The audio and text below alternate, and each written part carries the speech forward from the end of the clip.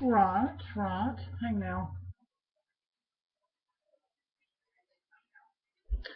So, don't judge the hair. I just got back from the gym and the Piggly Wiggly, and I found I've got so much to talk about today. It's just going to be a big rambling mess. So you know what? Just bear with me. Well, I was going to get my hair did today. I was, however, my hairdresser is in the process of opening her own shop, and so she has some business to handle today, which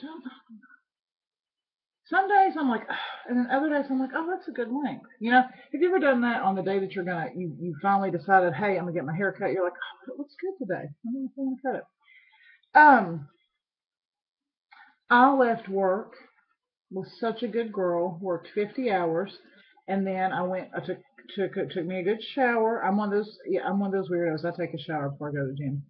I just like to be clean, and so I went to the gym, and which is like 100 yards from the station, which is awesome. And this weather is killing my skin on my hands and my fingers. I'm not biting my nail. I have a hangnail. Anywho, there is a gym like 100 yards from our station. Did I know that? Mm-mm. Did anybody tell me? I can't find my back scratcher, so I'm gonna use my tree scissors. I got these scissors. I think it's the dollar store, and they're to cut your Christmas paper. I'm gonna shape like a little Christmas tree. Precious. But anywho, so a lot of their equipment was very old. Like I suspect that Moses worked out with it. That's how old it was. But they had a good variety. They had this really great calf extender, and I enjoyed that. It was lovely. They had a different variety of what they have at my regular gym, but just older equipment. So kind of awesome. Went and did a little treadmill. Had leg day. My legs feel like Jello. I've decided that the mirrors that they put in gyms are designed to make you feel like a fat whore. Because I looked in the full length mirror while I was lifting. There's this one machine that you stand up with your back up against this pad and you pull down. And as I was looking directly in the mirror in front of me, I was like, fat whore party of one, your table's ready. Which I guess if I'm going to call myself a fat whore, I'd rather do it at the gym when I'm trying to do something about it as opposed to sitting at home with my hand in a bucket of chicken. Which, quite frankly, does not sound like a bad way to spend an afternoon because I do love chicken. Anywho, so so I left the gym and then I was going to go to Piggly Wiggly because I wanted to cook something healthy. And I don't know if you all know this, but I have a fascination with the culinary arts. And I said if I wasn't in my current line of work, I would have gone to culinary school. And I am obsessed with the Food Network. And so I watch that constantly. And I get these just crazy ideas for things in my head that I like to cook and would like to try to cook. So today I'm going to kind of make a variation of something that I made frequently when I first started my weight loss journey. And it's a mirepoix, which is French for just a mix of carrots and celery and onions. I'm going to throw a little bit of finely diced jalapeno, jalapenos peppers. You know that funny picture? I think it's from my Popeyes. This is jalapenos poopers. Who does that? Somebody had to have done that on purpose. Surely to God, nobody really thought that's how you spelled jalapeno poppers. But anyway, it makes me giggle. And I can't even think about jalapeno now without thinking about that song. I was actually at the store saying jalapenos poopers when I was, Anyway, um, a little coconut milk, some ground chicken that I'm gonna spice with a little coriander, a little curry, a little dried cilantro, a little Mexican oregano. I don't know. I'm just gonna make a and either serve it with rice or couscous. I did find an awesome package of country style ribs on sale even that I'm probably going to just cook on Saturday with some polenta. So I don't want to cook too much food because my problem now is I won't eat all of it. And if I cook it and take it to work, I'll be all right because me and May can eat that for like 2 days. And I don't know about my hair. It's kind of okay right now, right this second. But anyway, so I went to the store and got all that, got some spices and such. And I didn't think I was going to find polenta at this particular store. It's not. Of course, you all know that I call every grocery store a Piggly Wiggly, but we don't actually have a Piggly Wiggly. This one's called Super Dollar, and it seems like they have a whole lot of Food City cast-offs, is what I find there. And so sometimes you have to look very hard to find things. Like there was a lady they have do have a really good Spanish section, and I was standing over there, and this woman came up behind me and she said, "Do you think they have tahini paste in mirin?" And I said, "Well, if they do, it'd probably be in the Chinese section versus the Mexican section." So, but now Food City, obviously, they have both of those items. But when they cast the things off, they don't cast off a whole lot of variety. It seems like it's mostly the Food City brand of stuff. But they still have, I mean, it's still a good grocery store to go to if you don't want to go all the way into town to go to the Food City, aka Piggly Wiggly. And, lest I remind you, the last time I was there, I about got blown up. So. But anyway, there is a bookstore next to the Piggly Wiggly, and every time I go to that little plaza, I want to stop there, and I never do. I love books, and I have had to work and try so hard to not add to my collection of books because at one time I had tons. My goal was to just have a room filled with them, and I had boxes upon boxes upon boxes. I mean, I had shit tons. I have got my collection whittled down, honestly, whittled down to this teeny little bookshelf behind me, and then a few, like a stack there, and blah blah blah. So I don't do the kind of book shopping that I used to do. I've bought a couple on the Kindle app, but I forget that I have them. But anywho, so I stopped at this bookstore that I have been walking by for a year. So I finally go in there today. And I've said I would love to be financially independent enough to just work in a bookstore. Because I can't imagine they make a whole lot of money. They're not open long hours, so you couldn't make your money up that way. And I can't imagine it would be the kind of job that you could support yourself on, but it'd be so great. I love the smell of a bookstore. I love the feel of it. I love the culture. I love it. And I even told the guy working there, I said, "You've got the best job," which he looked at me like I had 3 tits, which I didn't appreciate. But anywho, I really didn't plan on buying anything. I just wanted to look. And it was weird because he said, "Can I help you?" And for some reason, this particular book popped in my head. My boss had it, and several months ago, I asked to borrow it. Well, he one of them people. I guess he's lent books up that he's never gotten back because after 3 days, honey, he's squalling for his book, and I was like, "Dude, really? It's not like I'm gonna, cross the border with it." So they had it today, and it's this book. It is by Mr. Dave Ramsey, and it's called The Total Money Makeover. And I know that you've probably seen books and stuff of this ilk, this variety on the infomercials and such, and you're like, but no. This is written in such layman's terms.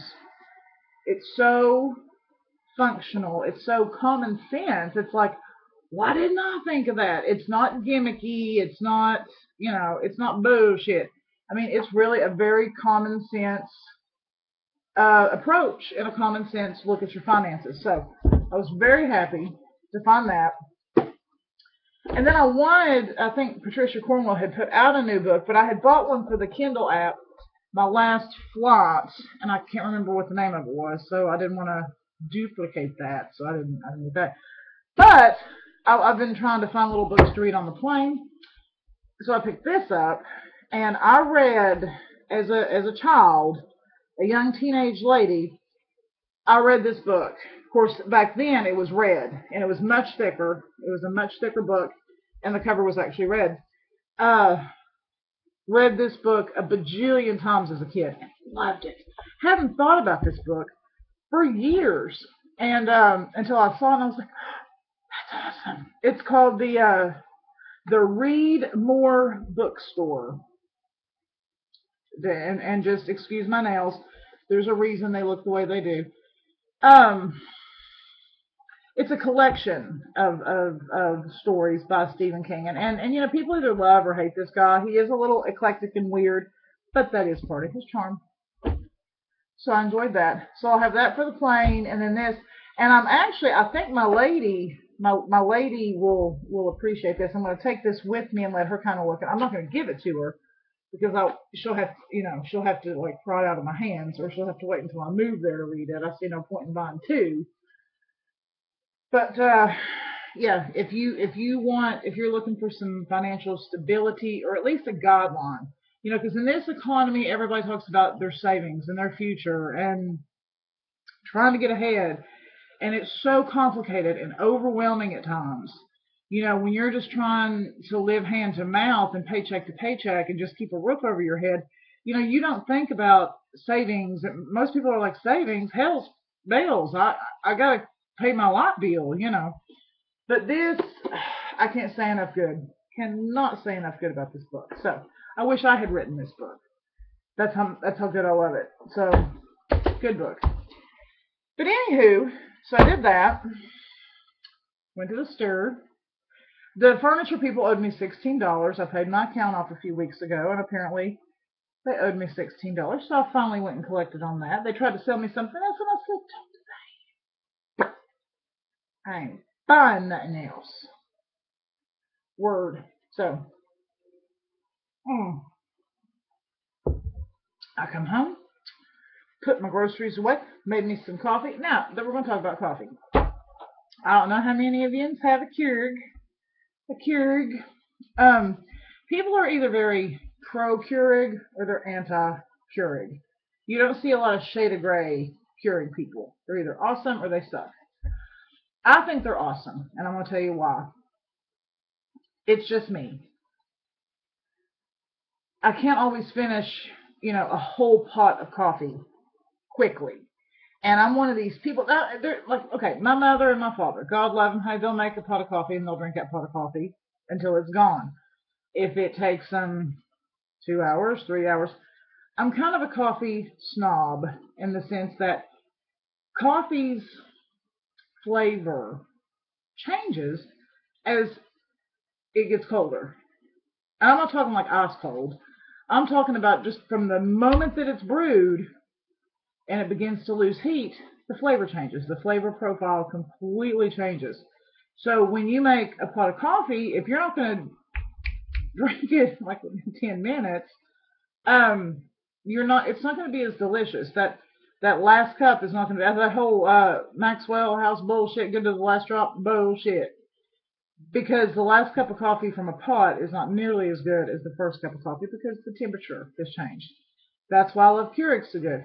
If I want a cup of coffee right now, and I don't want another one for 3 hours, well, guess what? And don't talk to me about no carafes, because I know somebody goes, well, get a carafe. No, I don't want no carafe. The little heated, insulated, no. Not going to do it. And French presses are lovely. I did break down and get one for the station in McGoffin County, because it is a nice thing to have. And if the power were to go out and you had a way to boil your water, you can still have your coffee. It's great. But anyway, I do enjoy a Keurig. So what I'm about to share with you is some serious business. This stuff right here is some serious business, okay? Are you feeling me? So what you got to do, you can't just be doing this all plain. I know some of you like it, like you like your men, black and strong, and that's cool. That's how my mother liked hers. black and strong. But if you go do this, you got to do this. Okay, you can't do one without doing the other. So I'm gonna go ahead and let you know right now. Even if you don't like creamer in your coffee, you're gonna be like, it's a coconut burst of joy. You know why? Because it is. You're welcome. You really are. So let me tell you what happened to me while I was at the Piggly Wiggly.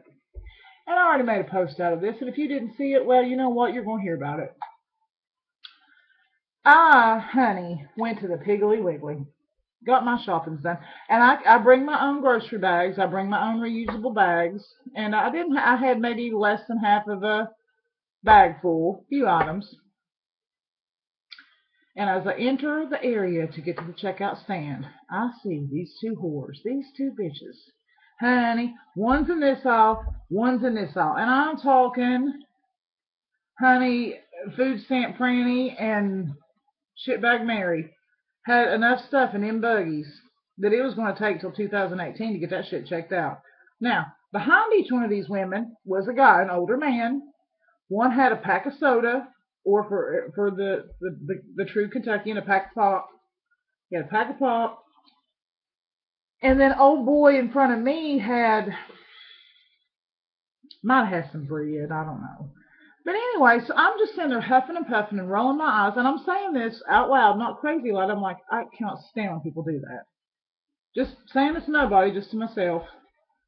Well, because I mean they had like so much shit, and they didn't even bother to turn around, and they're just like putting their stuff, and they turn around and see these guys standing there, keep throwing their shit up on the conveyor out of their buggy. Well, honey, they come over and they open aisle 3. Well, I, real loud, because that's the only way I know how to do things. Honestly, I can't hear myself. Did you know that? I don't hear well, so that's why I talk loud. Piss off. But anyway, I don't hear myself. I think I'm talking quiet, and I'm yelling. But anyway, they open aisle 3. So very loudly, I say to these two gentlemen, would y'all like to go in front of me? Because it's a shame for you to have to stand there with only one item in your hand. Well, honey, shit. But now, food stamp Franny, she didn't care. She didn't try and care. But now shitbag Mary turns, she said, well, he showed up after I started putting my stuff on the conveyor. Well, bitch, if she hadn't started ringing you up yet, you could say, hold up.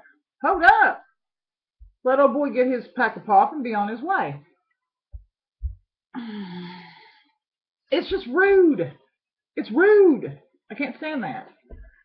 And I know that's petty and it's trivial. I don't care. If you want to be standing there with, 27 cans of Jobo dog food and 10 blocks of imitation Velveeta, the So Cheesy, or no, Cheesy Does It. That's what they have at this Cheesy Does It. 10 logs of Cheesy Does It and your Jobo dog. Let the poor bastard with one pack of soda go in front of you. It ain't gonna hurt nothing.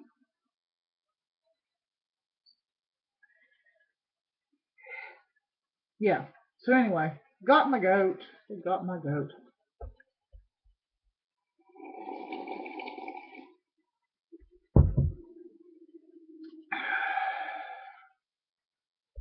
I reckon that's about all I got. Seemed like there might have been something else, but...